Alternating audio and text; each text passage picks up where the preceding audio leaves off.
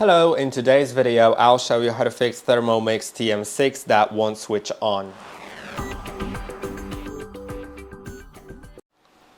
First of all, make sure that the power cord isn't broken. If it is, then you'll need to replace it in the after-sales service. But if everything is alright, try using a different power socket and check the household breaker.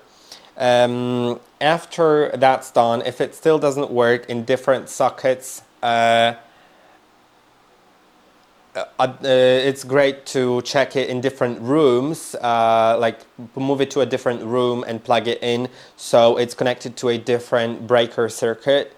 Yeah, if that still doesn't work, then you may also need to contact the after-sales service. But if the device was exposed to very cold temperatures, then you actually should let it adjust to the room temperature for about 12 hours because it may lock itself and not want to turn on because of that.